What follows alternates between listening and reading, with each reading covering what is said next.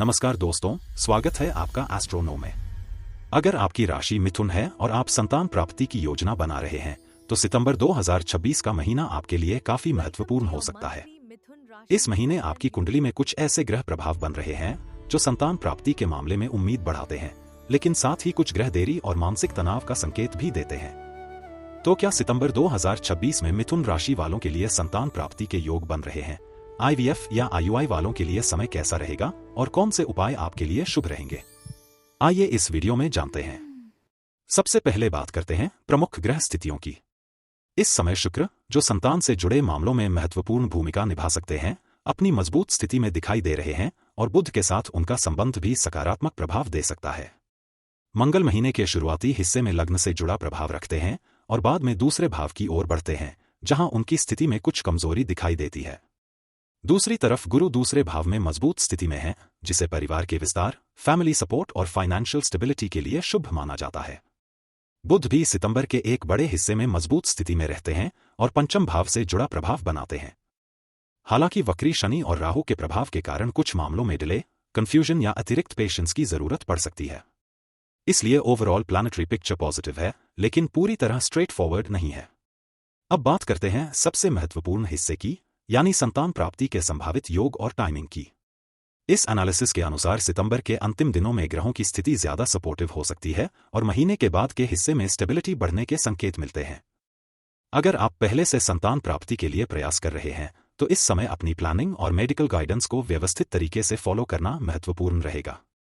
IVF या fertility related procedures की planning कर रहे लोगों के लिए भी सितंबर का अंतिम सप्ताह कंपैरेटिवली फेवरेबल दिखाई दे सकता है, लेकिन इसे निश्चित मेडिकल सक्सेस की गारंटी नहीं माना जाना चाहिए। जिन लोगों की पर्सनल बर्थ चार्ट में संतान भाव, पंचमेश और दशा भी सपोर्टिव है, उनके लिए ये ट्रांजिट ज्यादा प्रभावी हो सकते हैं। इसलिए केवल राशि के आधार पर फाइनल रिजल्ट तय नहीं किया जा सकता।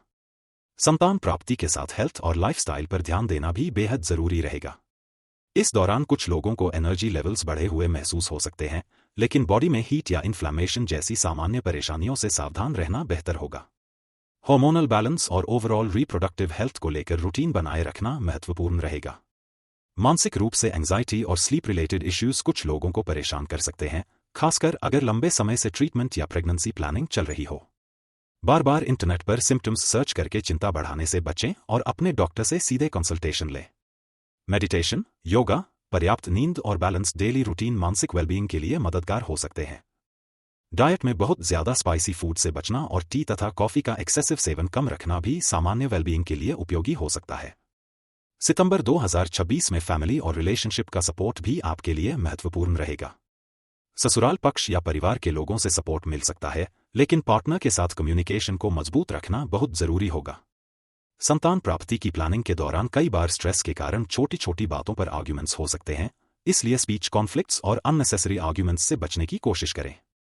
साथ ही अगर IVF, IUI या किसी फर्टिलिटी ट्रीटमेंट पर खर्च होने वाला है, तो फाइनेंशियल प्लानिंग पहले से करना समझदारी होगी।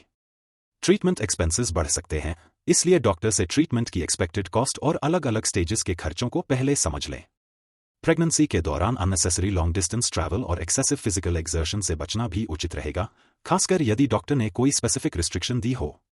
अब बात करते हैं कुछ पारंपरिक ज्योतिषीय उपायों की। अपनी श्रद्धा के अनुसार सोमवार को संतान गोपाल मंत्र का जाप किया जा सकता है और मंगलवार या शनिवार को हनुमान चालीसा का पाठ करना भी शुभ माना जाता है। जरूरतमंद लोगों को लाल मसूर की दाल का दान करना और जरूरतमंद कन्याओं की सहायता करना भी पारंपरिक उपायों में शामिल है। काले तिल का दान भी शनि से जुड़े प्रभावों को शांत करने के लिए किया जाता है। इन उपायों को श्रद्धा और सकारात्मक मानसिकता के साथ करें, लेकिन किसी भी मेडिकल ट्रीटमेंट को इन उपायों के कारण बंद या डिले न करें। IVF, IUI, प्रेगनेंसी या किसी भी हेल्थ रिलेटेड सिचुएशन में डॉक्टर की सलाह को हमेशा प्राथमिकता दें। तो दोस्तों, अगर पूरे सितंबर 2026 का एनालिसिस देखा जाए, तो मिथुन राशि वालों के लिए संतान प्राप्ति के मामले में पॉजिटिव पॉसिबिलिटीज के साथ कुछ सावधानियां भी दिखाई देती हैं। शुक्र और बुध की मजबूत स्थिति, गुरु का फैमिली एक्सपेंशन से जुड़ा प्रभाव और महीने के अंतिम हिस्से में बढ़ती स्टेबिलिटी सकारात्मक संकेत दे सकती है। वहीं शनि और राहु का प्रभाव पेशेंस, इमोशनल बैलेंस और केयरफुल डिसीजन मेकिंग की जरूरत बताता है। IVF या फर्टिलिटी ट्रीटमेंट की प्लानिंग करने वालों के लिए महीने के अंतिम हिस्से को कंपैरेटिवली सपोर्टिव माना जा सकता है, लेकिन एक्चुअल ट्रीटमेंट टाइमिंग हमेशा अपने फर्टिलिटी स्पेशलिस्ट की सलाह के अनुसार ही तय करें। अगर आपको यह वीडियो पसंद आया हो, तो लाइक, कमेंट और शेयर जरूर करें। आपका छोटा सा सपोर्ट हमें ऐसे ही एस्ट्रोलॉजी वीडियोस बनाने के लिए प्रेरित करता है। आप एस्ट्रोनो को सपोर्ट करना चाहते हैं तो UPI ID astronovow@okutfank पर अपना सहयोग दे सकते हैं।